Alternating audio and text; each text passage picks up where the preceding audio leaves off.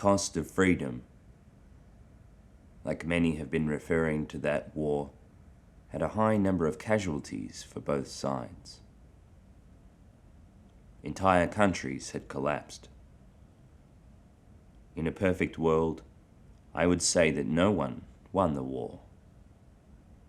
Poverty, ecological disasters, disease, and exile were common sights during the 30s. The advanced world had to face the new order followed in the wake of the war. Since United Judea was established right after the war, it pressured the UN into recognizing and enforcing the Fifth Amendment to the Law of Return, one of the most controversial laws ever brought to the UNGA. Passing this law would lead to a radical result: the deportation and exile of millions from their homes. Year after year, the UN opposed on passing the law, claiming it violated human rights. Surprisingly, 14 years after the end of the war, the United Nations voted in favour. The law, and all its enforcing methods, was passed. All Jewish people in the world must arrive to United Judea by the end of the year 2048.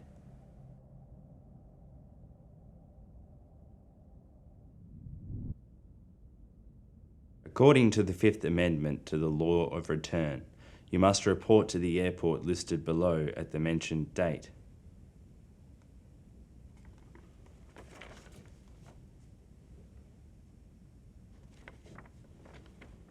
The flights out are in August. We fly out of Australia on the 11th. Well, I was born in 2017, and I left Israel 4 years later with my family in 2021.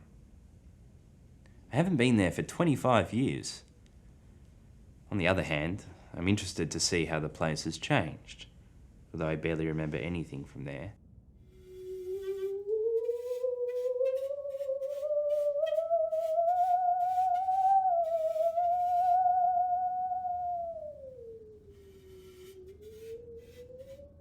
I need to leave Germany on the 3rd of May in 2048. Less than a year. The thought of leaving all the people I know and love bothers me. From the moment the agent gave this to me. I was sitting in my study here at home when I heard a knock on the door. I opened it and he stood there. He asked me if my name is Grace, and when I confirmed, he gave this to me and said, "Next year in Jerusalem," and just left. My father, his name is Dor, was born in a place called Kadesh Barnea in 1987. When he was 27 years old, he moved to Germany. I think he got here for several reasons. Look, my father is an artist, and in those years, Berlin was the greatest cultural center in Europe, just like Sarajevo is today. If you were a filmmaker, a musician, or even a designer, and you wanted to be heard or exposed, you probably had to come over to Berlin. Another reason he had to come here is because he was having a very hard time expressing himself where he lived before, artistically. If you're making music that represents your values while the place you're living in represents the exact opposite of those values, it makes the whole process almost impossible. You don't have any chance, especially when your living is on the line. And that's the reason, I think, he left Israel. My father is Australian. He came to Israel in the summer of 11. He's really travelled everywhere. He's been to a lot of places. My mother is from Ukraine. She came to Israel in 1991 after the collapse of the USSR. They met during a protest known as the cheese protest, called this because of the high price of cheese, but actually the protests were about high living costs generally. And my father was there cooking for people, cooking for the protesters on the site. And my mother was there because, like many Israelis, she'd moved out of her apartment and was living in tents. It was 10 years after that. We didn't even have our own house anymore. We just lived in a rented apartment. My father Mickey left Israel in 2015 to support his family financially. And when he arrived, he thought he was just gonna stay there for a short period of time, as long as legally possible. At that time, there were a lot of young people coming from Israel to work in the States. And although they were not citizens, it was a lot easier for them to live there than it was in Israel. He told me once about a time where many young people had to leave their homes and reside themselves in tents on the streets because of how bad the economy was. And that's basically what he did. He just sat by his tent in the middle of the street and played the guitar all day. They don't talk about it, but I know that they both feel guilty. Because, at least in their heads, they've abandoned their families. My mother was born here in Palo Alto, California, born and raised. She lived in Israel for 6 years when she was 19 or 20 in 2016. Now, in those years, there were these Jewish organizations. Their main purpose was to raise young people. I mean, young Jewish people, to get to know Israel and eventually move there, you know. And that's what happened to her. Now, she heard from her friends that she could fly there and join these organized trips and spiritually connect with the Holy Land and all that. So, her parents were very supportive of her flying there to get to know the legacy and heritage of the Jewish people, you know. Of course, the flight and the trip were free, and her friends told her that it was fun, so she went over. Now, when they got there, and I heard this story many times before, they got a red carpet, roses, a small Bible. Even an important congressman came to greet them at the airport. Now, she once told me it was very enjoyable, and she had a wonderful time, you know, all expenses paid. She got a very generous treatment. So, the decision to move there was made during that trip. He wasn't aware of what his country was turning into in those years. But nobody was. It's very likely that if you're born into a specific culture, it becomes part of your life. You don't ask questions. You can't have doubts. Yeah, Dad was naive. He just felt that he didn't fit in with the local art and the culture. When he was in Israel, I think it was impossible for him to make it in the music business. Playing a music genre that wasn't national music. The popular music in Israel was a combination of old dance music with some elements of Middle Eastern music.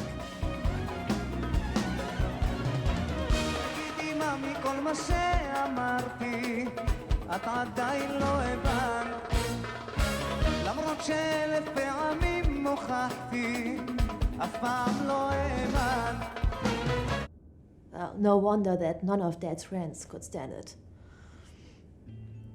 The music that was playing on the radio and the shows people watched on television were all meant to produce a sense of nationality.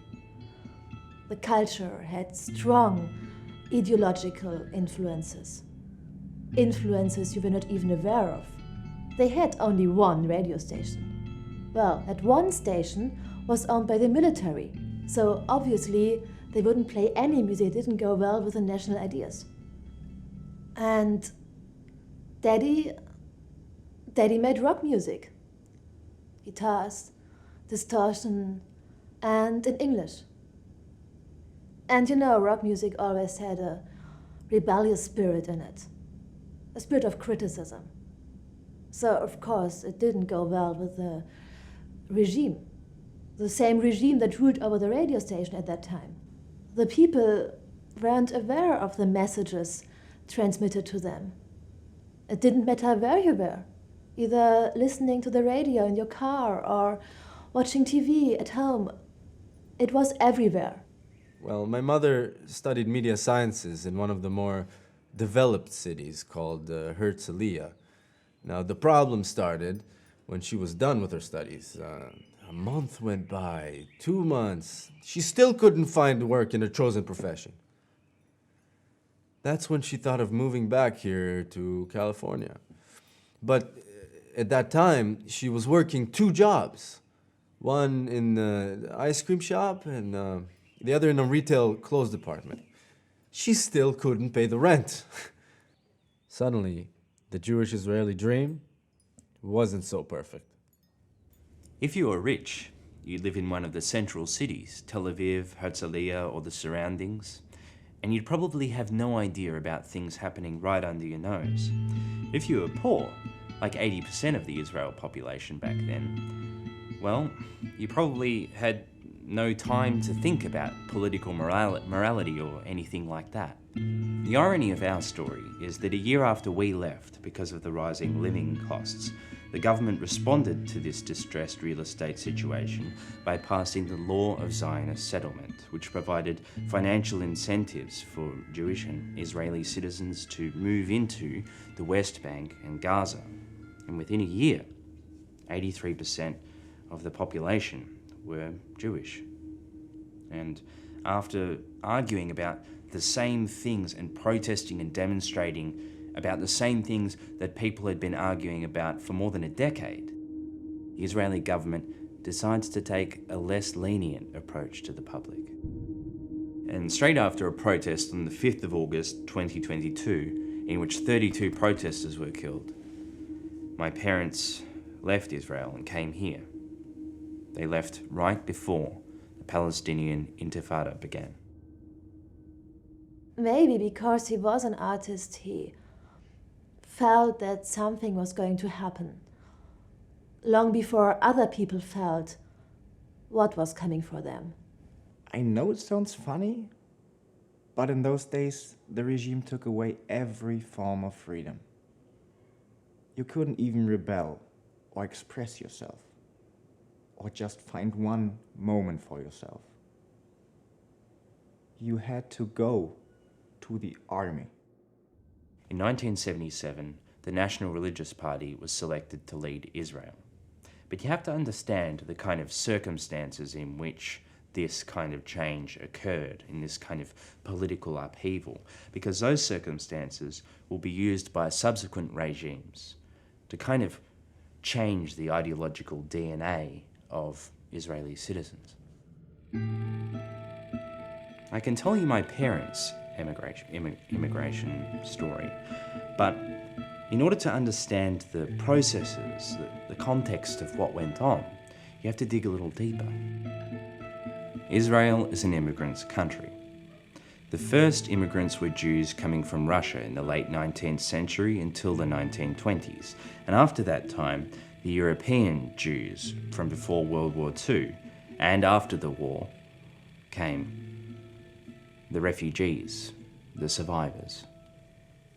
When David Ben-Gurion, Israel's first prime minister, asked the North American Jews to come and immigrate to Israel, they refused. They had no reason to come to the new country because after World War II, due to its victory, the United States was overcoming a period of economic crisis and going into a decade of prosperity. And in the 50s, the early 50s, a lot of Jews immigrated from Northeast Africa, the so-called big immigration. Those Jews came to Israel, or more accurately, were brought to Israel, so that they could form a demographic majority there. The Jews that came right after the Holocaust, they saw the North African Jews as a so-called enemy. They didn't know that there were Arab Jews. And for them this was kind of a contradiction in a national identity, to be Arabic and at the same time a Jew. The government at that time was very discriminating against the Jews that came from Arab countries. It was very obvious and very bad. Those Jews from Arab countries had big families of 8, 9, 10, 11 children, and they'd asked to live in Tel Aviv or Herzliya in the center of Israel. The truck driver would transfer 60 immigrants, drop them off in the south of Israel. There were some occasions where the government would even kidnap the children of Yemeni women. But that was a very common way of thinking in those times, that North African Jews weren't part of the new country, that they weren't wanted. Menachem Begin, the first right-wing prime minister, knew how to communicate with those who were discriminated against by the left wing, and that's why he won elections. Since 1977, a lot of Israelis of African descent affiliated with the National Religious Party, not because they shared their right-wing views, but because they felt discriminated against for so long by the left wing. And so, but even so, you couldn't outrightly say that back then, because that was considered a racist thing to say.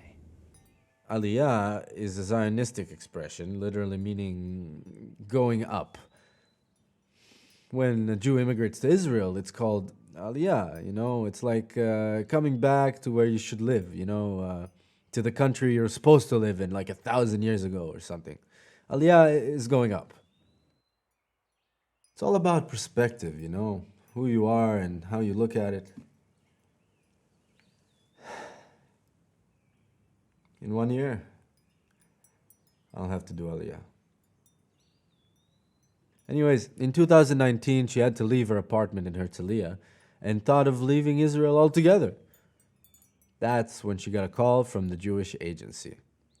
They help new immigrating Jews to adapt, coexist, settle, find a job, So they helped her find a cheaper apartment in a place called Talmei Dafna. Also, they found her a job in the university. Now, Talmei Dafna was a town of about 100 people. All of them like her, foreigners and all that. But still, the town was very, very religious, and she had to adapt. Although it was a beautiful mountain area, part of Jewish history, as they said to her, she felt very out of place. Settling there was called a mitzvah, as they called it. Her parents, even her grandparents, also moved there. They wanted to make Aliyah as well. They all thought it was a mitzvah, Everyone there settled for this mitzvah. Who was she to doubt this? As far as I know, the prohibition on cannabis is still taking place over there. People were becoming more frustrated, more violent and racist. There were protests everywhere, every day. After they got deported and returned from the United States to Israel in 2024, they were so unaware of what happened there. I mean, they did not even know who the president was. You take a person that grew on this kind of music. Pearl Jam, Nirvana, Alice in Chains, Eminem, those kinds of bands where the blood in his veins. And then you take him and make him live in a place where the music doesn't speak to him, has nothing to do with him.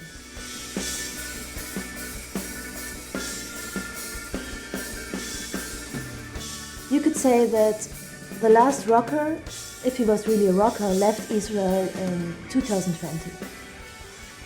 I believe that if you were in the alternative rock scene, or even the folk scene, you probably had to leave Israel around that time. Many people she knew died that year. At that time, the army evacuated all the Arabs from the territories to the Egyptian shoreline, so she realized she had to leave. Meanwhile, she met someone, and she got pregnant with me. And of course, she tried to hide it because of the strict Jewish laws. They would have forced her to get married and stay there, but she wanted a better life for me.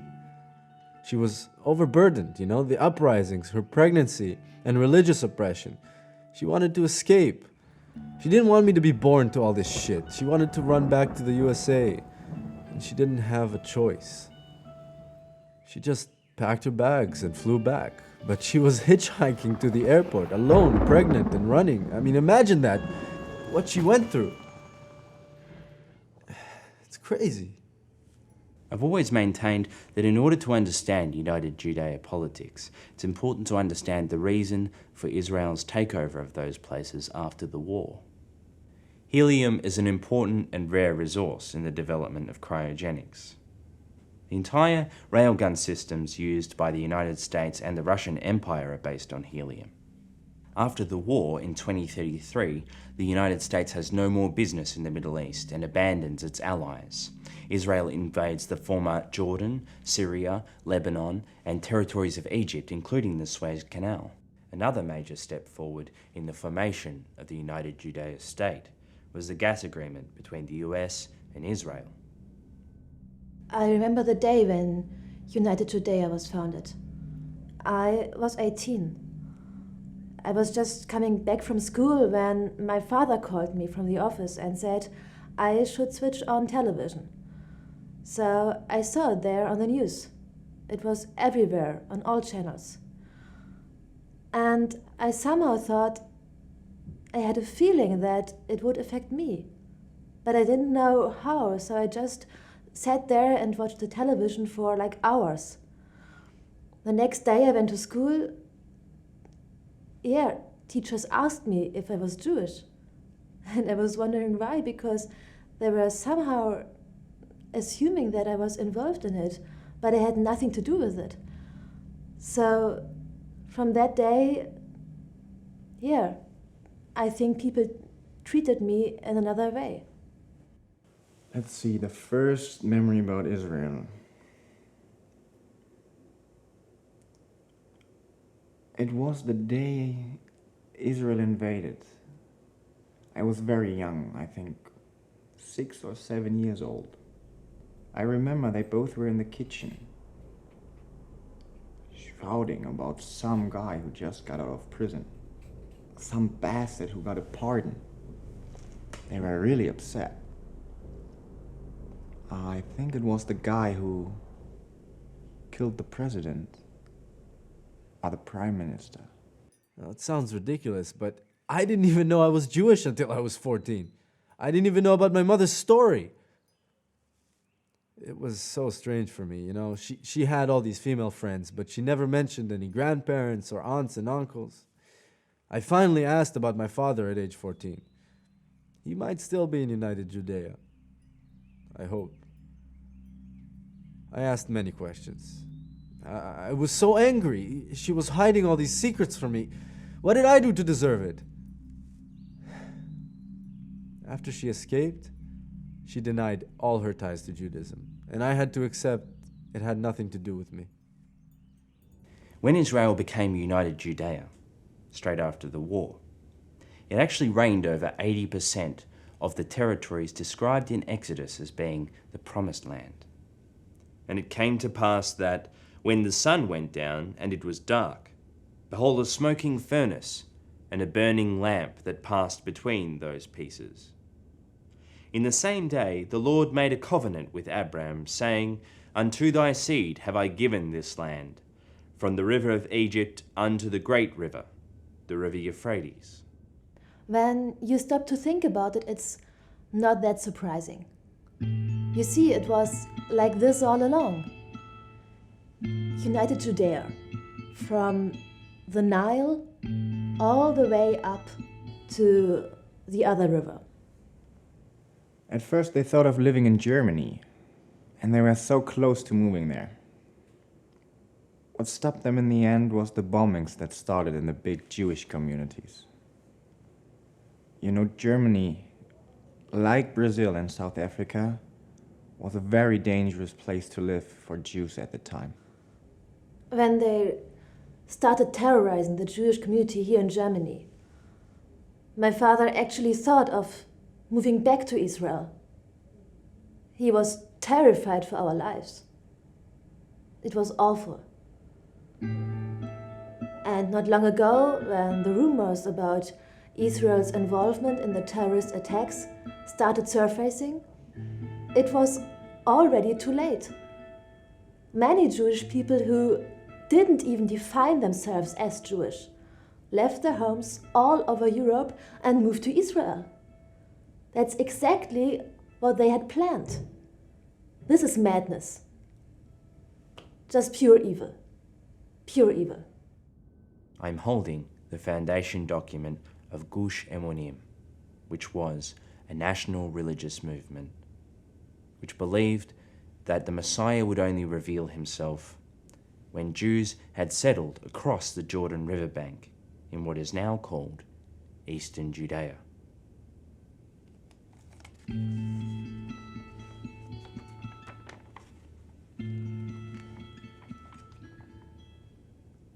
True, some doubt the validity of this order, all or some of it.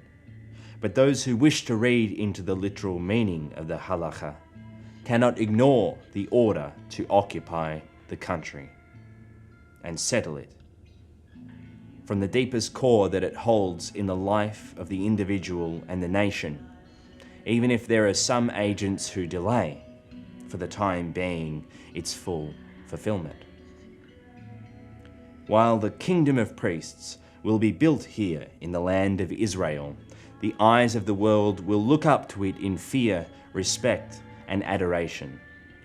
I believe that when we return home to the land of Israel, we lay the foundation to the third temple, though long and far be it from us. The Torah dictates. And Abraham passed through the land to the place at Shechem, to the oak of Moreh, and the Canaanites were in the land. When Yair came to power and conquered all those former territories, like in the two Iraq wars, he just finished what his father started. From this date, my American citizenship will be revoked, and I will automatically become a citizen of United Judea. I can't accept that there's no other way. I can't see myself living in a place where my parents had to flee from 30 years ago. I heard a lot of rumors about what's going on over there. The most disgusting thing is the virginity test. I mean, that's just humiliating. You have to understand that the process today of Jews moving into United Judea happened 100 years ago, before the state of Israel even existed.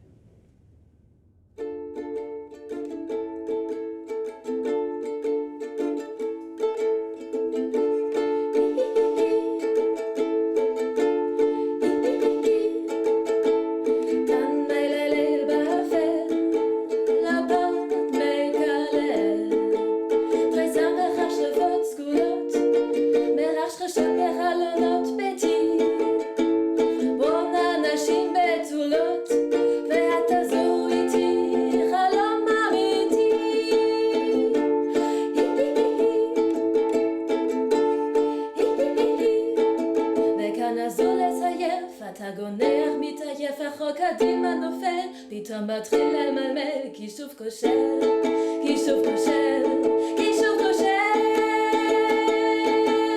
אתה מללל באפל, הפעם מקלל, תריסה בחשרפות סגולות, מרשרשות בחלונות ביתי, בון אנשים בתולות, ואתה זו איתי, חלום אמיתי.